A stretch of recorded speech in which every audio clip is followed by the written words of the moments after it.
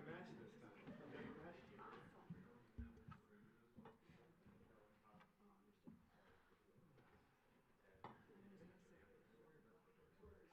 I do when I talk to Pastor Nelson.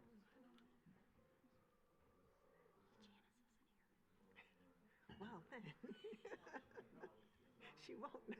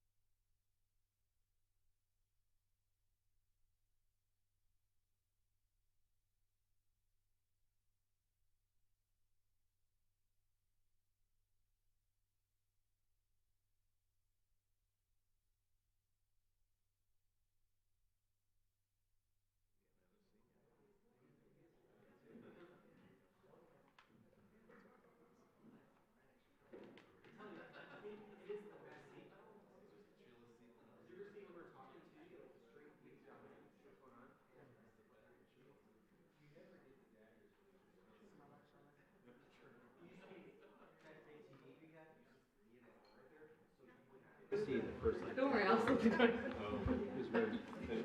Otherwise, I couldn't see you. And when you meet James, when you see Kai, because that needs to happen. He's up like this year, this December. Okay, I think something like that. I'll talk to him tonight or tomorrow. Because with this comes me sitting on that and recommending to you who should be on that. Yep. I assume he wants this. Maybe not. We don't know. Okay. We might have to convince him. Okay, that would be good too. All right. I'm going to call to order the Monday, December 8, 2025 Royal Oak City Commission meeting to order. We're going to begin with an invocation given by myself, followed by the Pledge of Allegiance. I ask that you stand if you can, please.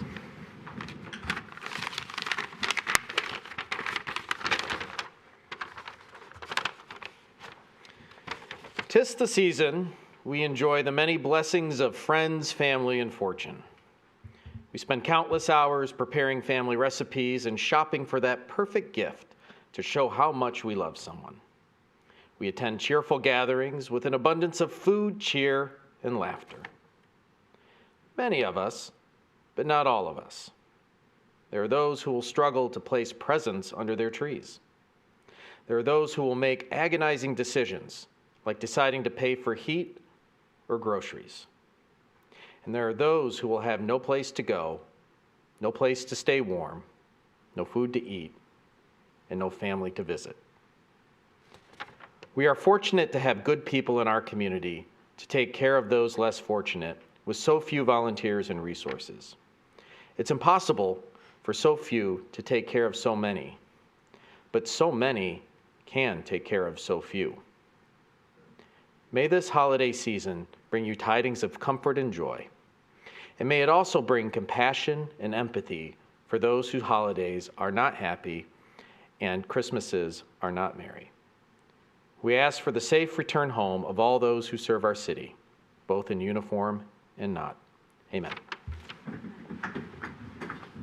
I pledge allegiance to the flag of the United States of America and to the republic for which it stands, one nation, under God, indivisible, with liberty and justice for all.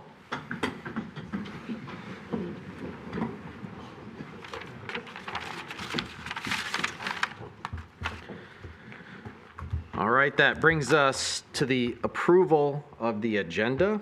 Does anyone wish to make an motion? Commissioner Herzog. I move to add to the agenda for consideration after public comment and before the consent agenda 3 items. Okay. 1, consideration of employment agreement of city manager. 2, consideration of appointment of interim city manager. 3, consideration of appointment of interim deputy city manager. Okay, we have a motion by Commissioner Herzog. Is there a second? Second. Oh, geez. Same time. Commissioner Cheatham. That was literally identically the exact same time. That happens rarely. Okay, so we have a motion on the table. Any discussion? All right, with none, I'll call for the vote. All those in favor say aye. Aye. Those opposed? Motion passes. Okay, that brings us to item 5, which is public comment. Just a few remarks before we start public comment. The City Commission values and relies on the input of our fellow citizens to help make decisions. Now is the time set aside for the public to address the City Commission on any city-related issue, whether or not it's on the agenda. I ask that comments be directed to the City Commission as a whole and not to individual commissioners. The city has made it easier for you to request a follow-up on any issue you have at public comment by simply scanning the QR code you see displayed. We have it over there right in front of Chief Moore. Please make sure to double check your information for accuracy because we will utilize that to get back to you after the meeting. We also have the outstanding Judy Davids, our community engagement specialist. She is always willing, if you feel uncomfortable scanning the QR code, she can certainly take your name and number and your question, and we will find the right person to answer your question. If you wish to speak tonight at public comment, please wait until recognized by me, the mayor, then come up to the podium.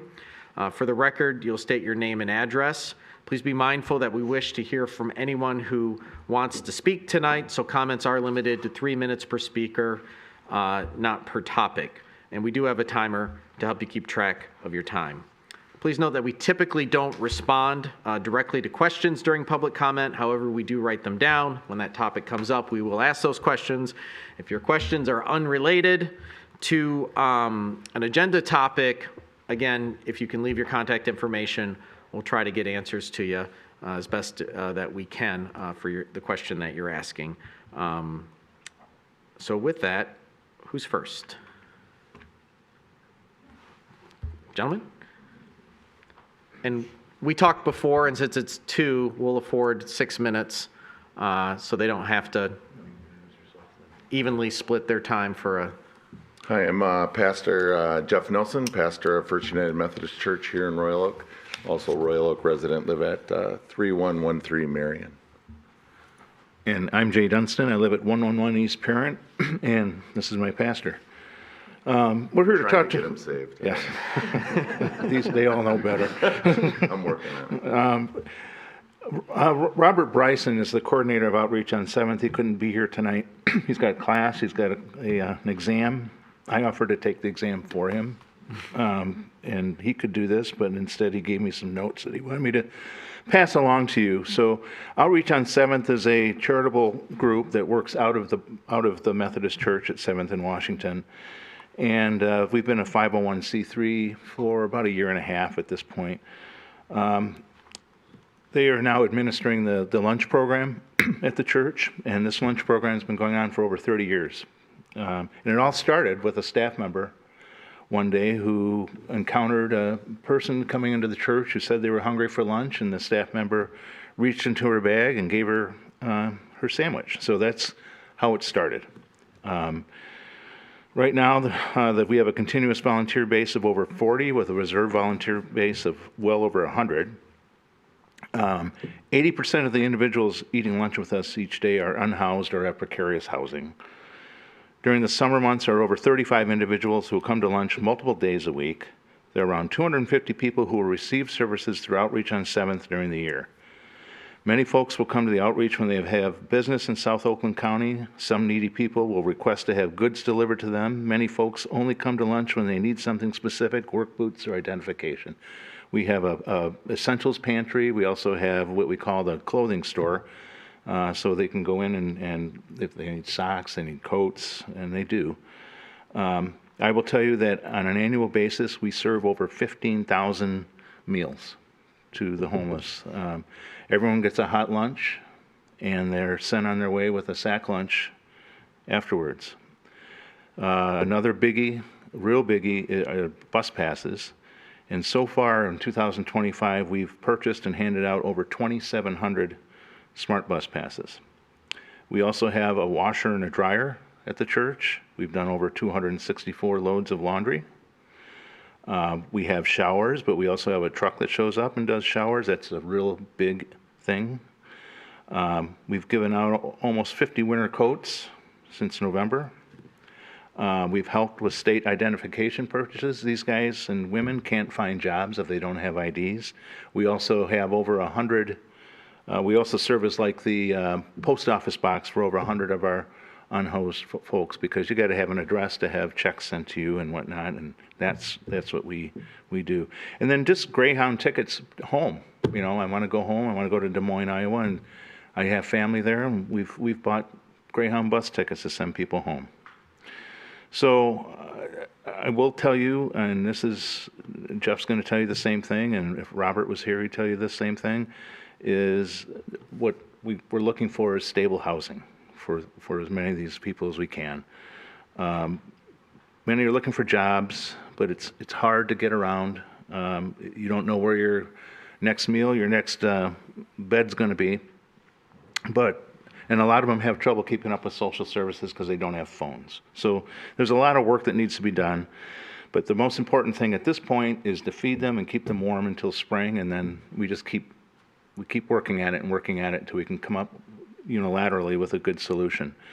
That being said, that's kind of what Outreach on 7th is doing so far, and I'm going to let Jeff talk a little bit more big picture here. Yeah, I just wanted to thank you, Mayor, and members of the City Commission for allowing Jay and I the opportunity to speak with you tonight. I want to express my gratitude for the recognition that you gave me as the 2025 Beacon of Light this year at the tree lighting ceremony. I proudly accept that on behalf of our church and our Outreach on 7th ministry. It was a moment filled with warmth and appreciation to be able to stand alongside leaders of our community and county who I know generally care for this community and its people. However, as I stood there on that stage that night, I had a mix of bittersweet emotions. I was so grateful to be a part of a city that embodies generosity and compassion, but also on my heart was heavy that night. Just days before Thanksgiving, we lost Joe, one of our unhoused neighbors who died on our city streets, partly because of the frigid cold. Joe was not just a statistic to us. He was our neighbor, our friend. He was kind and a source of real leadership and protection for many in our unhoused community. On that night that he died, there was simply nowhere for him to go. So as I received the reward that night, I really felt the Holy Spirit nudge me to use this opportunity to urge us as a community to ensure that every citizen, especially our most vulnerable, are protected. Joe is the second person that I know of in the last 5 years who's lost their life here in Royal Oak due to the weather. This tragic reality tells us that we can and will do better. And that's why I come before you tonight, asking for your leadership in initiating a conversation about developing a citywide response to extreme weather emergencies. When temperatures plummet or soar, when storms become dangerous or snow becomes treacherous, we need to ask ourselves, where do our unhoused friends go for safety and shelter? I'm not sure what it takes in order to make a comprehensive strategy that identifies spaces, resources, and staffing, but I know that you do, and I trust that you do. And so I implore you to take up this important work with us so we can save lives and enhance the overall quality of life in Royal Oak. I want to tell you what happens every day at our little church when the weather turns dangerously cold or hot. Our little church staff gathers for morning prayer, and we agonize over whether or not we can extend our hours to provide safety for our friends. Sometimes we can. Most times we cannot. We're not equipped to handle this by ourselves. Therefore, I urge you to help us in developing a citywide strategy that we can wholeheartedly support. Tonight, 4 to 6 men will sleep on the steps of our church. And up until recently, one of them was Leonard, who was a 74-year-old man who will be lucky if he survives the winter, if he remains unhoused. It's not lost on me that Christmas Eve is just a couple of weeks away. I'll stand before hundreds of people on that night from our community, and I'll share the same old powerful story about Mary and Joseph, a homeless, unwed, poor couple about to welcome a new baby into the world who desperately seeking shelter on a cold night, knocking on doors, wondering if anyone will open it. Miracles happen when we create space for miracles to happen. So let's make room here in Royal Oak to make these miracles happen. I know we look forward to collaborating with you. I know that we are on the same page with this. And so I've already begun these conversations, and I really look forward to where we can go so that no one is left out in the cold, literally left out in the cold in our community. Thanks for letting us be here with you tonight. We really look forward to being able to stand here next winter and say thank you for the comprehensive citywide plan that we will make together in order to make sure that people on cold nights know exactly where it is that they can go. Thanks, friends. Thank you, Pastor Nelson. Thank you, Mr. Dunstan. Thanks for the few extra minutes. That's what it's like every Sunday at our church.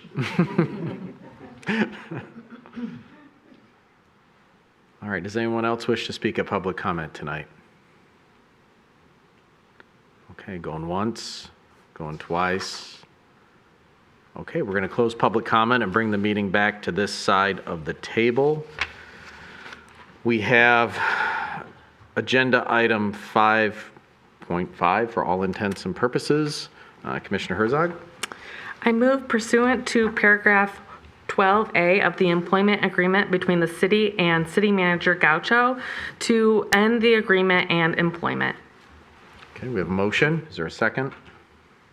Second by Commissioner Hunt. Discussion? All right, with none, I'll call for the vote. All those in favor say aye. Aye. Those opposed? Motion passes. 5.2 or 5.6? Or do I just keep going? Yeah, you can 5.6. make two more motions, yeah. Together? I should, or separate? Separate. No, separate, okay. I move to appoint Nicholas Gorchowski as interim city manager. Motion, is there a second? Second by Commissioner Gantina. Discussion. All right, with none, I'll call for the vote. All those in favor say aye. Aye. Those opposed? Motion passes. Okay. I move to appoint Michael Moore as interim deputy city manager. Okay, is there a second? Second by Commissioner Cheatham. Discussion. All right, with none, call for the vote. All those in favor say aye. Aye. Those opposed? Motion passes. All right, that brings us to the consent agenda. Does anyone wish to remove anything from the consent agenda tonight? Does anyone wish to make a motion to pass the consent agenda tonight? Commissioner Colo? Move approval. Okay, is there a second? Second by Commissioner Bastian. Discussion? All right, with none, I'll call for the vote. All those in favor say aye. Aye. Those opposed? Motion passes. All right. Second. There we go. All right, that brings us to item 7, approval of November 2025 Traffic Committee resolutions. We have our city engineer, Holly Donahue, here. Kick us off. Yes, thank you, Mayor, and good evening, Commissioners. Tonight I have recommendations from our November 25th Traffic Committee meeting, and there are 4 resolutions tonight. Our first item is a request for a person with autism, or for 2 signs. This is on Amelia Street between Blair and Campbell. The requester has a child age 5 and did provide diagnosis information from the doctor. Staff, as you know, generally recommends against these types of signs. We believe they provide very little benefit and can provide a false sense of security. These types of signs have been approved in the past, and we actually just had one approved most recently in November. This time around, the committee actually voted 3-2 to recommend denying the sign. So that's the recommendation before you tonight, is to deny this request. Our next 2 items are both speed hump requests. So the first one here is for 3 speed humps to be installed on Berkshire. This is between Greenfield and Woodward. It's the first street south of 14 miles, so they have a lot of concerns with cut-throughs and speeding traffic.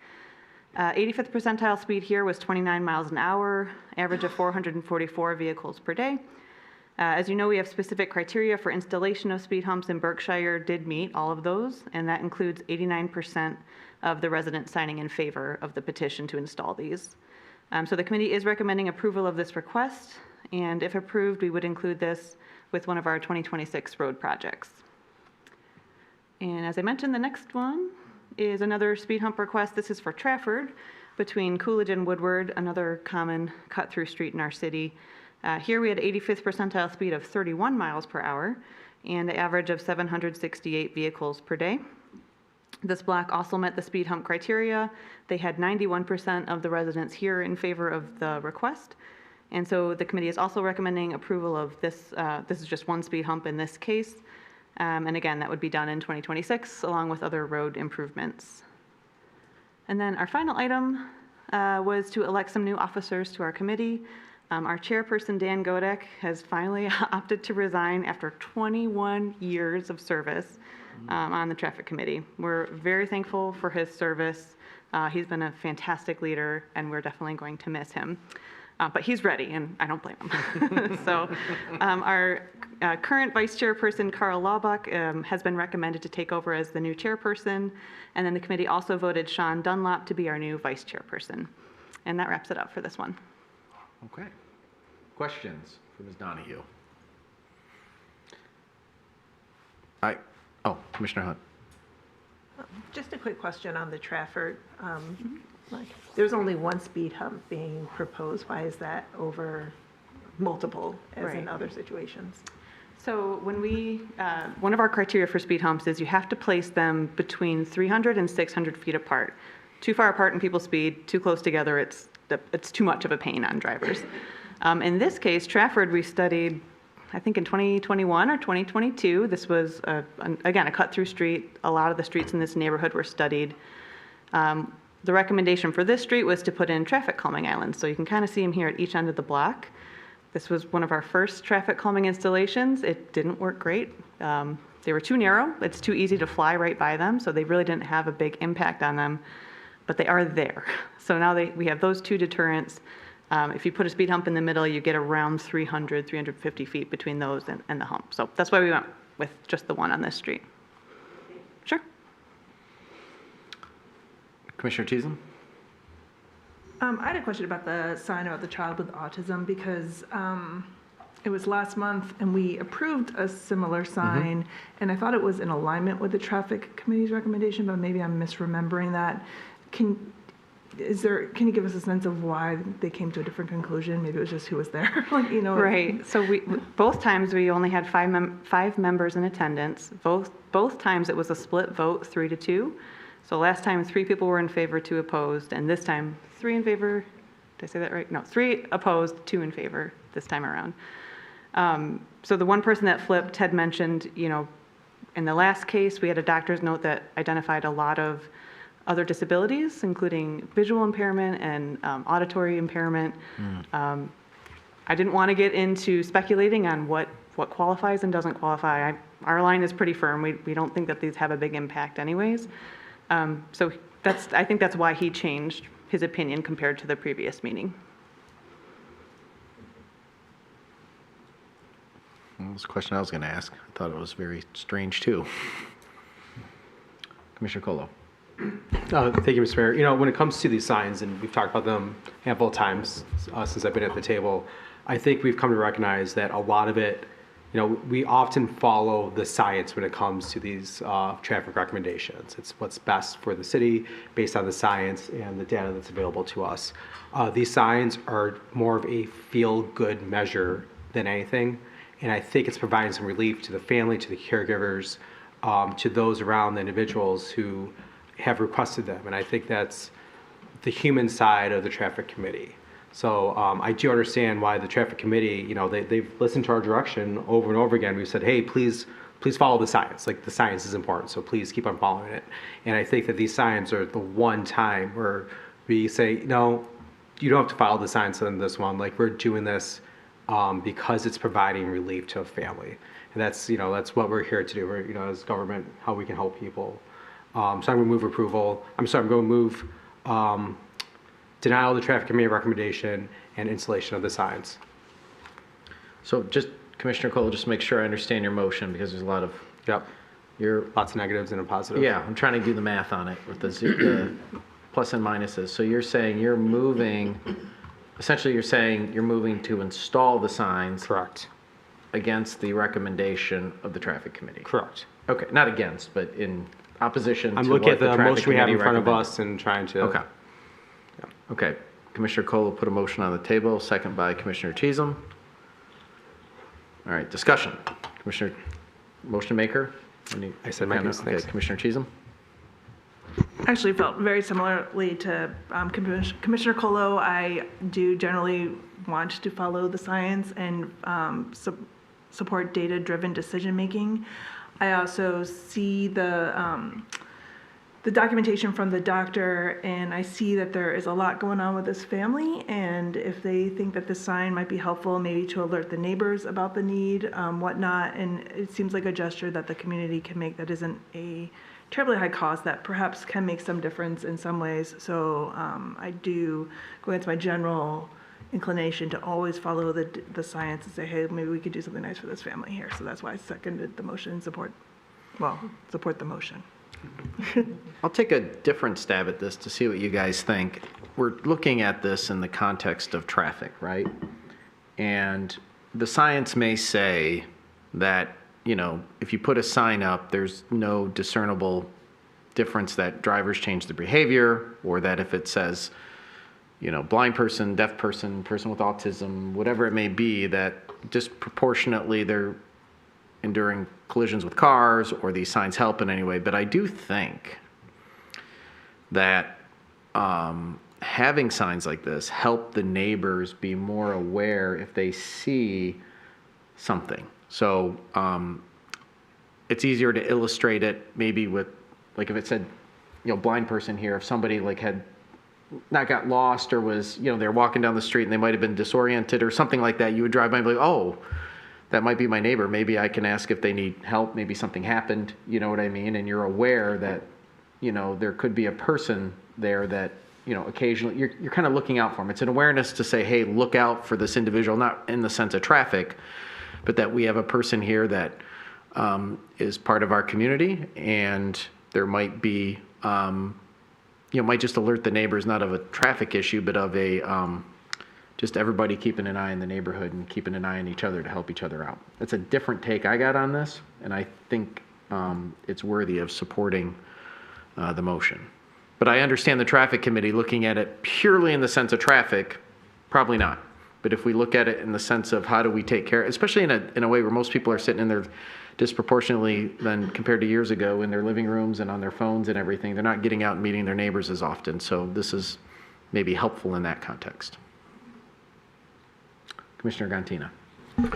So Ms. Donahue did mention, the concern around a false sense of security when we put up signs like this. But I happen to agree that in this particular case, even viewing it from a traffic perspective, if it does give one of our families a bit of a sense of peace by having a little bit more recognition on their street, I think that's one family that we're helping versus not being able to help. I do have a question though around the positioning of the signage as it's indicated. I see one at the end of the block, and then it appears that one is mid-block. Can you speak a little bit to those locations just so I can understand it better? Yes, we were trying to get closer to the proximity of the house. So if you were going to be flagged, to be aware, if you see it at Blair, are you going to be bored or forgetful by the time you actually get closer to their house? When you have signage, they should be within, at a minimum, 100 feet from whatever it is you're trying to alert them of. This is more than that in this case, but we thought it'd be like pretty even spacing if you go from Campbell to the house and then from the house the other direction. So. Thank you. Okay. Anybody else? All right. I'll call for the vote. All those in favor say aye. Aye. Aye. Those opposed? Motion passes. All right. Got 3 more. Commissioner Colo. So speaking of listening to the science, the remaining 2 traffic recommendations are based on science and past practice with what we've done. The speed is way too fast. We have to slow it down. So I appreciate the traffic committee. And then if Mr. Buck wants to take on being a chair, that's good for him. So good luck with all the pain that comes with. So I move approval of the remaining 3 recommendations. A motion by Commissioner Cole. Is there a second? Second by Commissioner Herzog. Discussion. Just say I agree and just want to, thank Mr. Godek. 21 years is a long time. I've been up here 14 and, seeing him as a regular. He comes out, and he will take the heat. He will explain things. He will tell you his thought, but he'll also speak on behalf of the traffic committee as well and kind of rationalize. And he's done a really good job over the years. And I'm confident that Mr. Laubach will do a fantastic job. And I know his leadership, and I know the traffic committee can sometimes be a little tense. And so I'm highly confident that, not tense because of the members, but, people get emotional about their neighborhoods and streets and all that stuff. And, it's important to hear folks out. And so I'm highly confident that Mr. Laubach and Mr. Dunlop will do a great job. And I look forward to approving this motion. All right, anything else? Oh, Commissioner Bastian. I'd just like to add, I have some personal experience working with Mr. Dunlop on the Historic District Commission. He's always proven a very intelligent and thoughtful individual, and the fact that he would be willing to step into a vice chair role, I appreciate that service, and I think he's going to do a fantastic job. All right, anybody else? Okay, call for the vote. All those in favor say aye. Aye. Aye. Those opposed? Motion passes. All right, we got some things done and we got some leaders in place. All right, good work. All right, it brings us to number 8, which is the 11-mile road improvements connectivity considerations. Yes. This does not sound like a politically charged title to an agenda topic, Ms. Donahue. No, I'm just kidding. I don't know. I'm never politically charged, so couldn't tell you. Yeah, so 11-mile road, we had very lengthy discussions back in June about what we wanted to envision when we redo 11-mile road, which starts in 2027. And so we presented a lot of different road concepts, which I'll get into, and made some decisions back in June. But we were also directed as a staff, go take another look at this. Let's make sure that this is a multimodal lens that we're looking through this, not just the road, not just traffic safety, but let's consider all users. So you challenged us, and we're here to bring it back and hopefully get something approved tonight. So what I'll do is give a brief project overview, because I know we have a couple new commissioners, so make sure that you're on board with what is planned for the road itself. We reached out to several of our neighboring communities to see what their future vision is for 11 Mile Road as well, to make sure we're kind of in alignment. So I'll share that feedback. Then I'll get into the concepts, the design concepts that we put together for a shared use path along 11 Mile Road. And we'll wrap up with the budget, which is always, a sticking point when you're trying to make big changes. So as a project overview for 11 Mile Road, like I mentioned, we're beginning construction in 2027. That will mostly just be water main work. A lot of this water main is very old, so we will spend most of that year just digging up and putting new pipe in the ground. And then in 2028 is when most of the road improvements are going to take place. The big change here is, of course, that we're doing a lane conversion. So we will be going to a 3-lane cross section. So that's 1 lane each direction with a center left turn lane.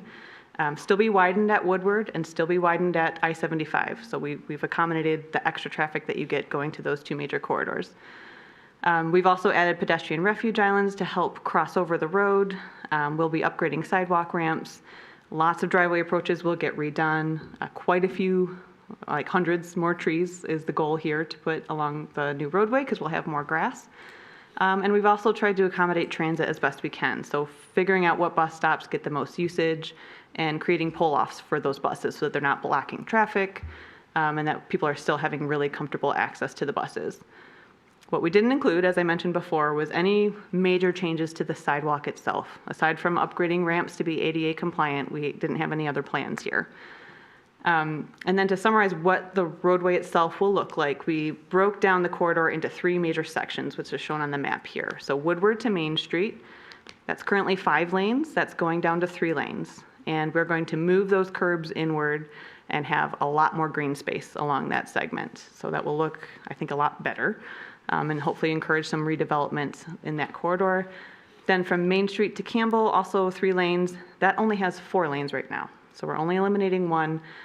Instead of moving curbs there, we opted to put on-street parking, and that'll be on the north side of 11 Mile. And then the final segment from Campbell to Stevenson, that is also 4 lanes currently and going to 3 lanes. We'll just be moving the north curb line down a little bit, so we'll have a little bit more green space, not quite as much as at the west end, but certainly an improvement there.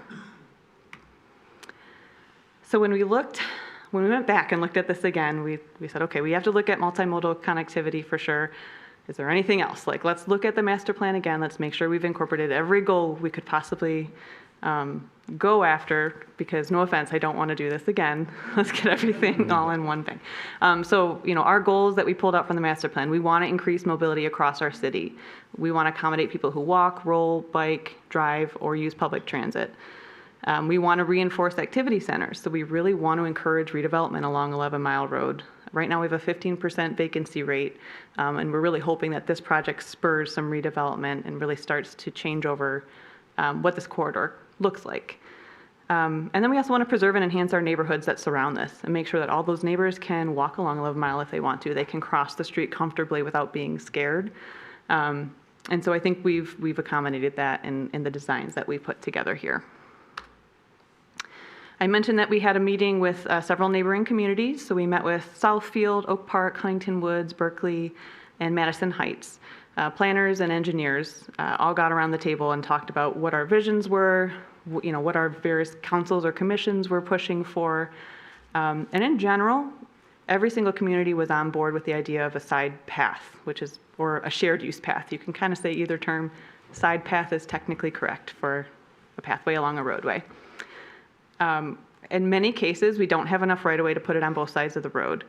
And so we wanted to make sure if we were going to do this, is everyone else going to do it on the same side of the road that we're going to do it on? Madison Heights has already built a small segment in their downtown area this past summer, and they put theirs on the north side of the road. It aligns really well with what we might do in Royal Oak. We also thought the north side of the road made sense. Berkeley was thrilled with that concept because they are hardcore supporters of doing some changes out here, as well as pursuing a lane conversion around Berkeley, Huntington Woods, and Oak Park. And Southfield is supportive. They actually were preferring to put it on both sides of the road if they could. They're really focused on 9 Mile Road right now. Most of the communities, it seemed like maybe 2030-ish is when they would really start looking at 11 Mile. So we would be the ones taking the second step. Madison Heights already took the first step. So we'd be taking the second step, but creating something that people can start tying into.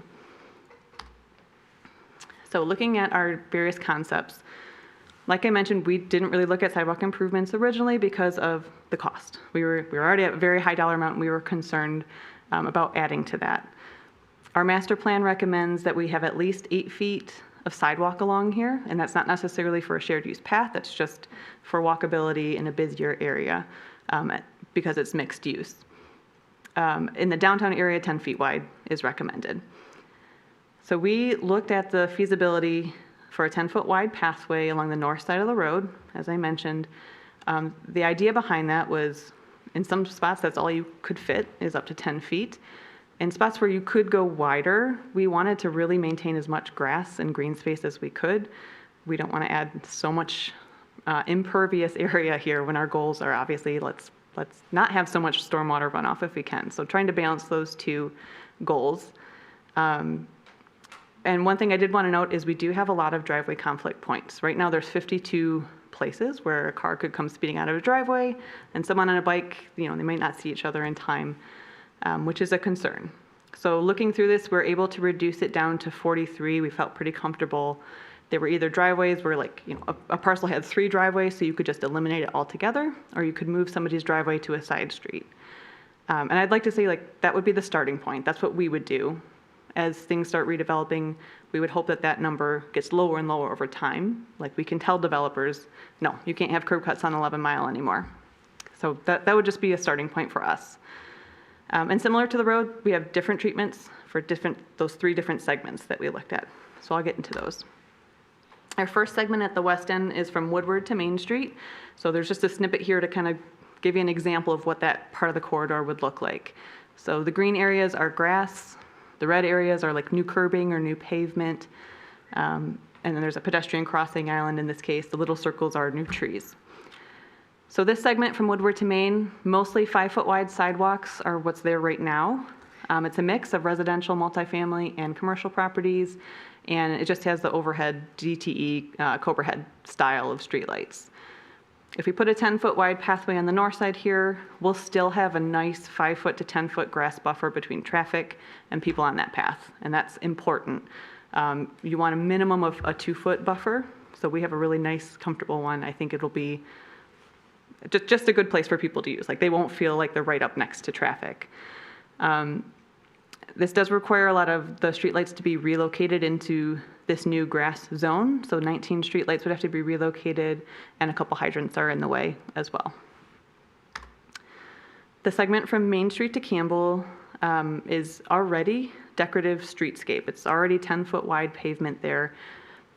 We have decorative streetlights every 200 feet or so. A few trees in some very discrete areas. For the most part, it's just streetlights and concrete. This is multifamily and commercial properties along the corridor here.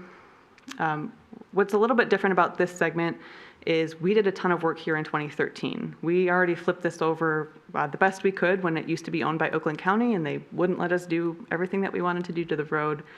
We did the best we could, so we installed the decorative streetlights and widened the sidewalk to be 10 feet wide.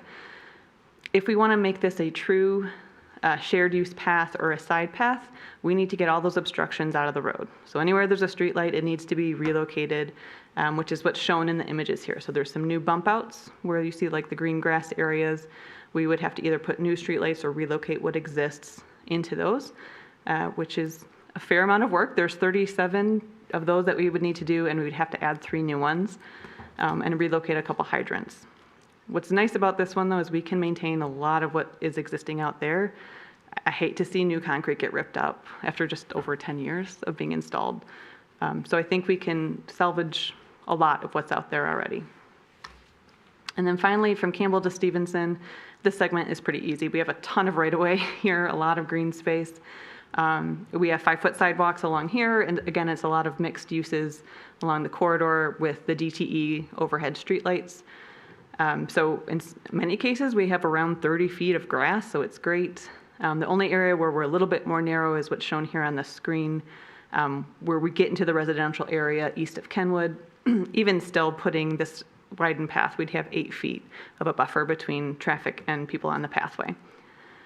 The only big concern, this one, is there is a significant power pole that needs to get relocated, which seems simple enough, but it's a very expensive and difficult thing to coordinate. So we may have to get a little creative with that one, but I have faith in our designers. We can figure something out there. And then just some overhead streetlights, some pedestrian signals. The other relocations are not a huge deal. So getting into our budget.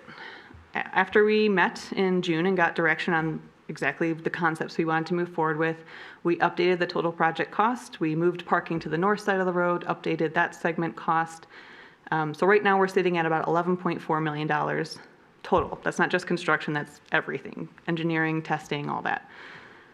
So that's just the road improvements. If we wanted to add this 10-foot wide side path, the total project cost would be $13.5 million. So about $2.1 million is that delta that we need to find funding for. $11.4 million, the original cost, is okay. We can fit that within our budgets. We looked at the road projections. We can fit that. We can't fit much more. It's tight in 2027 and 2028 because of this project. So if we want to move forward, the first thing we'll be doing is going after grants very aggressively. We've already applied for Safe Streets for All. Because of the government shutdown, I have no idea when we're going to hear back about that. It was supposed to be December. We haven't heard a whisper of it yet. If we get that grant, with no problem. Like that's a windfall for this project. We'll be in great shape. I have no idea what our odds are. 50-50 at best. The next grant I feel pretty good about is the Transportation Alternatives Program. That's the TAP grant. This one would be through MDOT. We met with the coordinators 2 weeks ago. They love this project. This is exactly what they want to put that money towards. So they thought we had a very competitive project. Timeline is tight. We have to get this into them by February. We would hear about it in July, and we'd be spending the money by a couple months later. So, but we're going after that one. That's, I think, the one that we really have a great chance at. If not, there's a build grant that we may pursue, but that's still not even out on the streets yet. And then there's a smaller transit grant that we'll go after next fall regardless, just to help with some of the bus stop improvements. So I think we have, like I mentioned, a very good chance of getting this grant funded, no problem. If we do not get the grant funds, we still could postpone a couple projects in 2027. And I say postpone, not cancel, because our fund balance is looking very good later in the road millage, like 2029 and beyond, we have a much healthier balance. Mm-hmm. So we would not be able to build these as fast as we want. There's a few downtown streets and a quarter-mile segment of Stevenson Highway that we would have to postpone. But if all else fails, we at least have that to make sure that this project could get funded. So our recommendation is to move forward with this. We think it's a great idea. If we're going to do it, this is the time. Like, we're not going to come back and do this for probably 20 or 30 years, anything major on 11 Mile Road. We would like support here for eliminating or relocating driveway approaches where we can and where it makes sense. And obviously, we'll continue pursuing the grants. So just to give you an idea of timeline, it sounds like we have a ton of time till 2027, but we are really pushing hard to stay on track here. Design is already ongoing. We have a design meeting tomorrow. We'll go over whatever we decide tonight and get rolling on those. We have to give everything to MDOT by August of 2026. So as part of that design effort, I expect I'll be back here in January with a contract mod for our consultant, because they're going to need more design fees to add this to their scope of work. The big question out there is whether we can get funding to do lighting improvements. It is dark on 11 Mile Road at night. We have lights, but it's not a place that you feel great jogging or walking along there right now. So I'm going to suggest that our consultant include lighting upgrades, low-level lighting for pedestrians and bikes. If we get it funded, great. And if we don't, we pull it. But at least we have it ready on the shelf. Maybe it's something we could do in the future if it doesn't work out with this one. So I'll be coming back to you with that if everything gets approved tonight. We also want to work really hard on a strong business outreach plan starting, we'll be working on it in the winter, But in summer of 2026, we want these businesses to know what's coming, to ask all their questions. Like, we don't want to blindside anybody. This is a huge impact. It's a 2-year project. And we want to accommodate everything that we can within reason. So I'll be working with our communications team on that very closely. And then we're into construction, 2027 and 2028. And hopefully we're done and we can be very proud of this project. Well, very good. I think it's a great presentation. I understood it.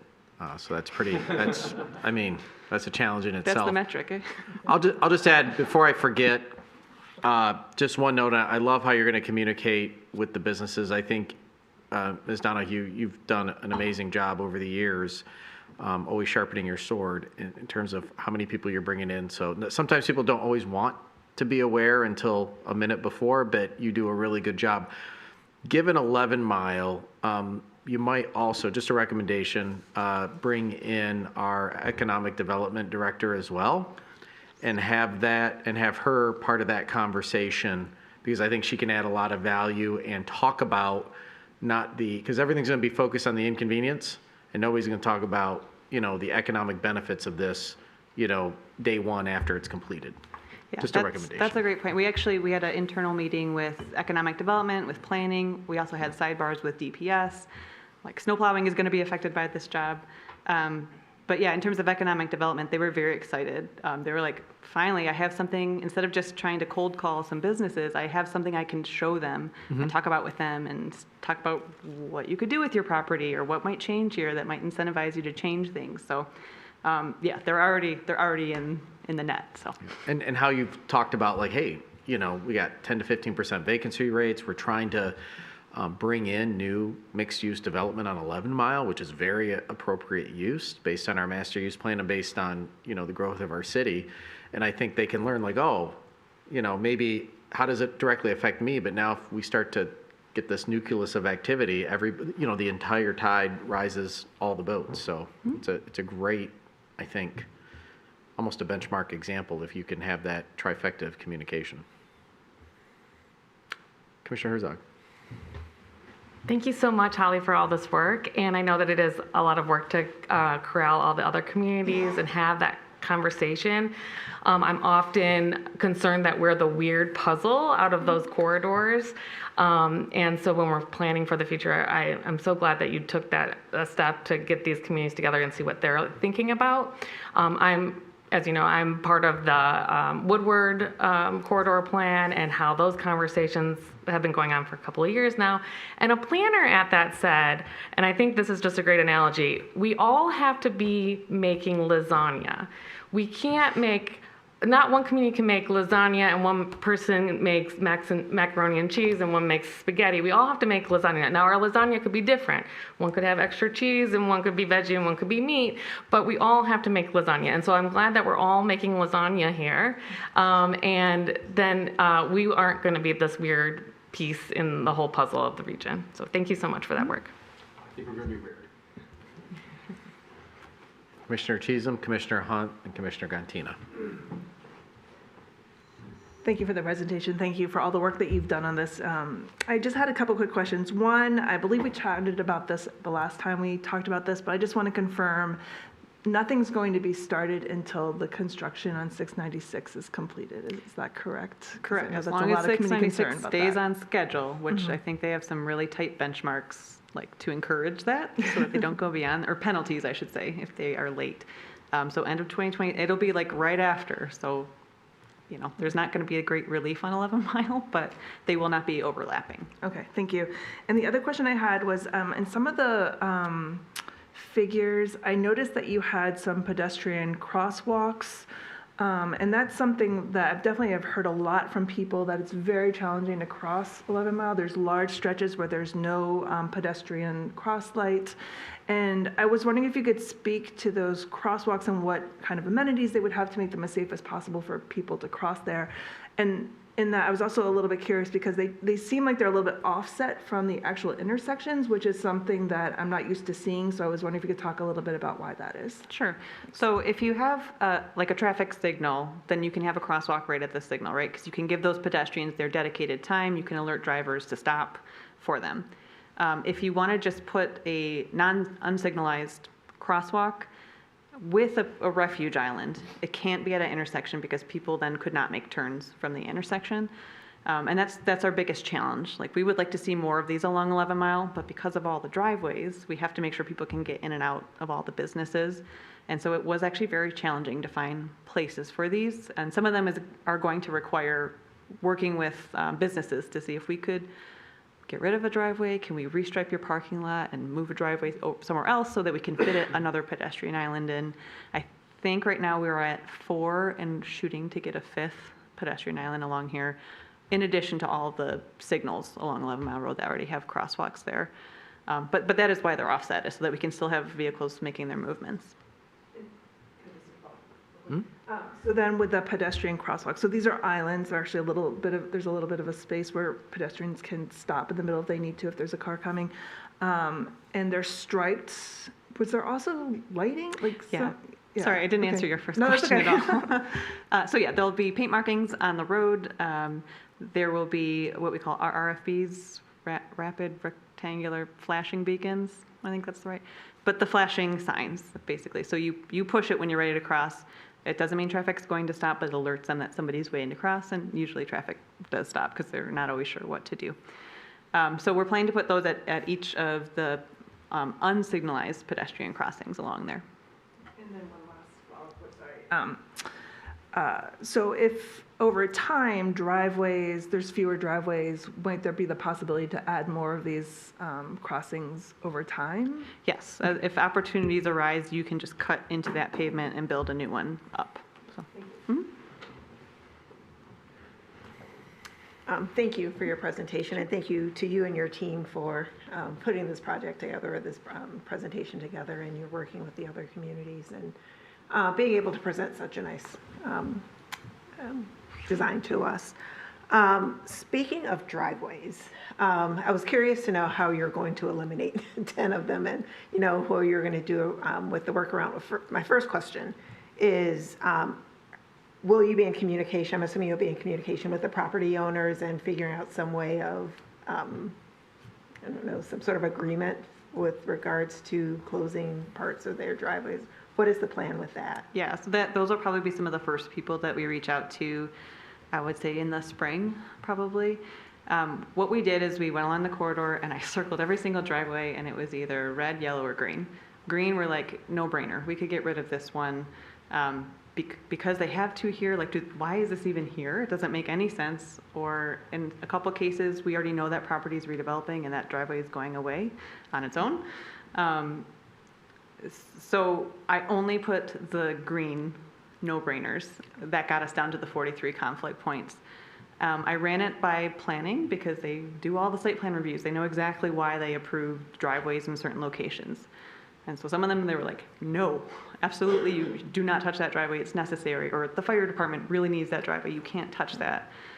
So we did get a lot of feedback. It wasn't just us in engineering coming up with that.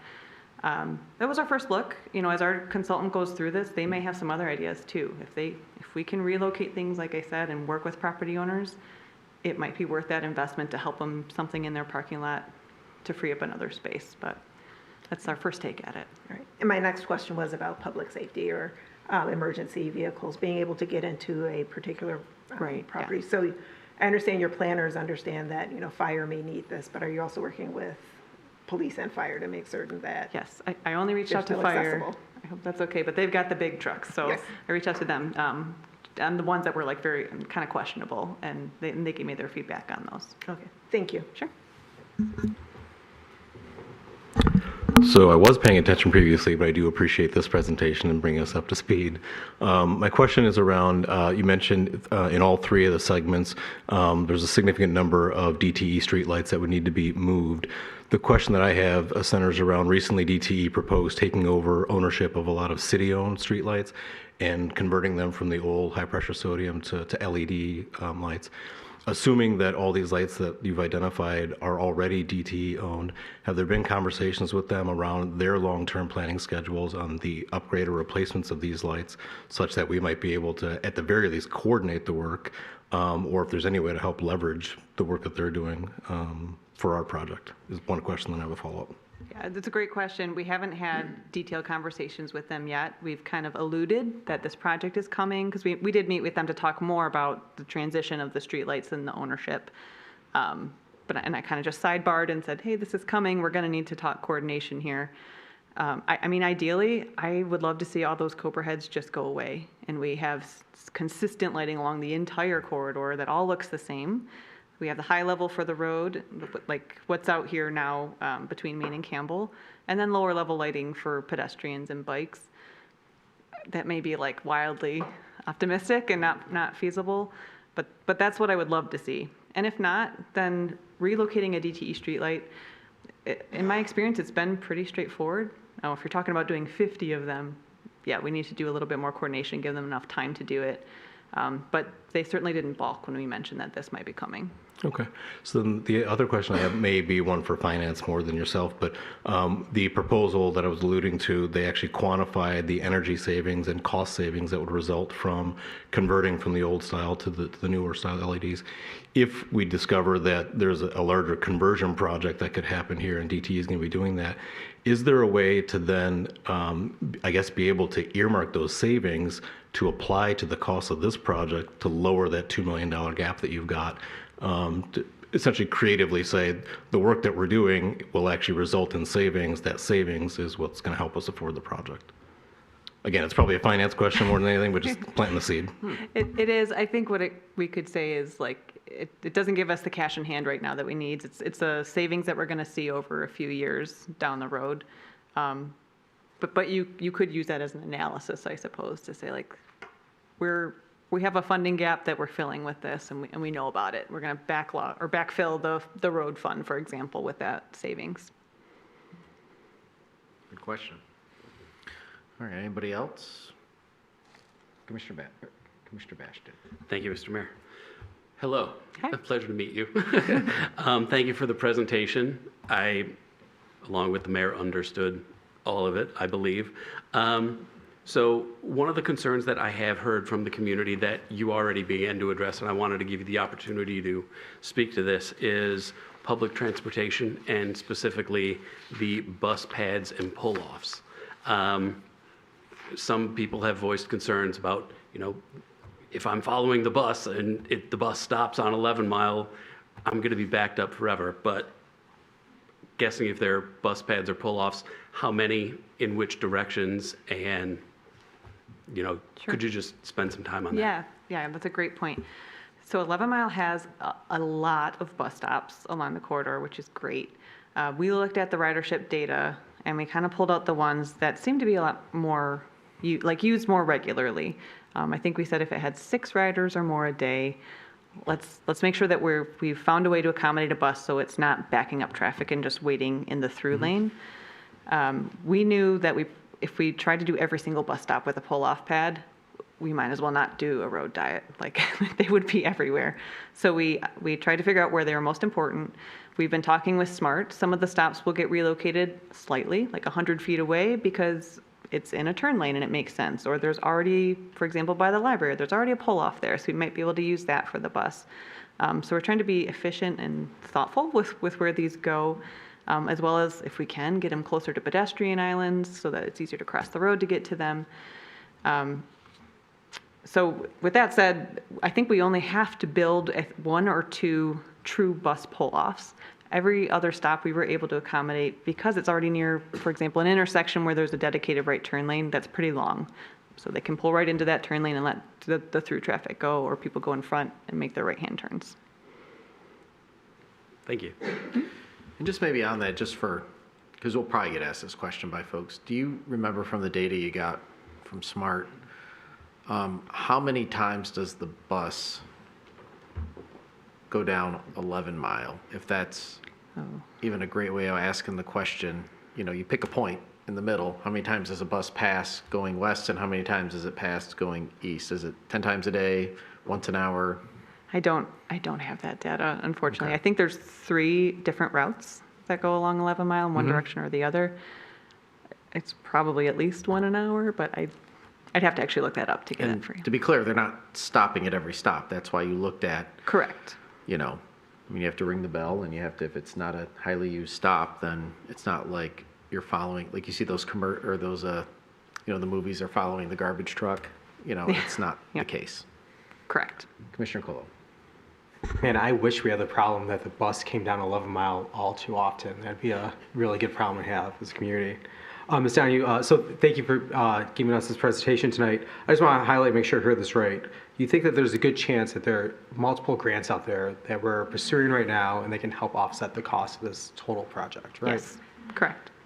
And that we're not removing any projects from our roster of what we're going to do and what we promised we'd do with the road millage.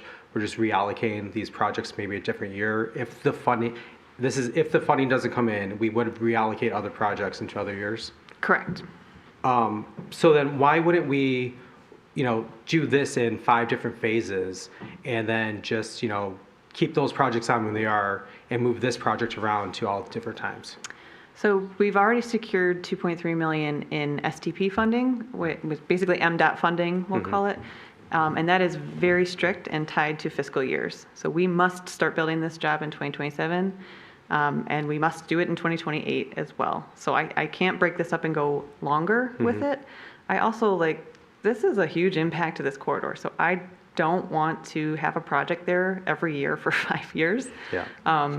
We want to get it done as quickly as we can. So I think kind of ripping the Band-Aid off, doing it all in the 2 years is our best path forward. So the most financially sound decision for the community and just the best impact on the area is to do this all at once and move these other projects. In my opinion, yes. Yeah. It sounds like, back in June, you came to us and you said, hey, we have this project. What do you think? And we asked you to do a couple of things. One was talk to other communities. One was look at potentially adding, sidewalks and bike lanes, or I guess side path. It was just kind of a fever dream at the time, not something that we thought or even knew if we could do, but something we thought might be cool and beneficial to the community. And we asked you to go talk to the other communities around us and see what we could do to add to it. I really appreciate that you've come back to us, how many months later now, and told us this is possible, that we've worked with our neighboring communities. And like Commissioner Herzog said, we can all make the same lasagna here if we start doing this, right now. And I think that's how we move together as a region. We're not doing this independently. Transportation down 11 Mile is something we all need to do together as a region. Because you don't stop when you hit Madison Heights. You don't stop when you hit Huntington Woods or Berkeley. We all rely on each other. So hearing the conversation at the table tonight, I'm going to move approval of the resolution as presented. Motion by Commissioner Kozer, second by Commissioner Herzog. Discussion. I think we kind of discussed it already. Around the table. Although I'll just add one thing. I think actually, a few of us live pretty close to 11 Mile. It's interesting, just teeing off what Commissioner Colo was saying. 11 Mile is really unique and interesting, and I was part of, in 2013, the hurried approval of the sidewalks, and back then, I'm turning into, Mayor Ellison, if you're listening, I'm giving the history lesson now. That's just, apparently the role I'm taking. And we always felt like, it's great to have the 10 feet sidewalks. We understand why we're doing it, but we're kind of, you're giving up some of that green space that was on the edge there, but then the green space wasn't really green space, it was weed space because you get the salt in there and nothing really lives, and it was just kind of an awkward thing. We were able to acquire, right before that, I believe, was it right after the swap for 12 Mile for 11 Mile, knowing the importance 11 Mile is in having that control, that one day we would be able to do something like this. Because we knew that you have downtown, which is really built for people, right? Downtowns they're not built for cars per se. They're built for shopping malls are built for cars. Downtowns are built for people. You have neighborhoods. You have people going across our region along 11 Mile, east and west, and so you have this convergence of sidewalks, multimodal, bikes, paths, everything coming together, not just for show, but because it actually has a utilitarian impact given the geography of what 11 Mile is and what it is as an identity and who it serves. So this is really going to be, I think, down the road, one of the things you don't want to thrift. I think I've been up here long enough to say, oh man, yeah, we saved $100,000 10 years ago, but we should have, if you're going to do it right. It doesn't take away from any other project we're going to do. There's a high likelihood that we'll get grants to help fund the gap on this. We're playing well with our neighbors, and I think that conversation will probably be a launching point for the next conversation about what we do for other connectivity strings within and around our community. So this is a really, I'm not sure that I ever thought I'd be sitting in this seat when we talked about this 12 years ago. And here we are, and this is really neat to see and very well thought out, and grateful for this commission for, pursuing this. So thank you, guys. Yeah. I just didn't want to go right into the vote, just in case somebody else wanted to correct me. All right, I'll call for the vote. All those in favor say aye. Aye. Those opposed? Motion passes. All right. This is what you get when you have the best city engineer in the state of Michigan. I'll just say that. By the way, I need a favor, Holly. Next Tuesday, can you sit in for... No, I'm just kidding. All right, but I do mean that. Okay, that brings us to Commissioner Herzog's favorite part of the agenda.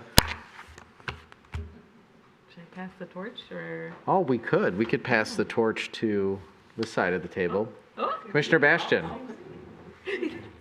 Thank you. I'll gladly take the torch. I will motion to adjourn. All right, we have a motion by Commissioner Bastian, supported by Commissioner Gantina, or seconded by Commissioner Gantina. Any discussion? Okay, notwithstanding anything for the betterment of our community further tonight, I will call for the vote. All those in favor say aye. Aye. Those opposed? None. The motion passes. We're adjourned.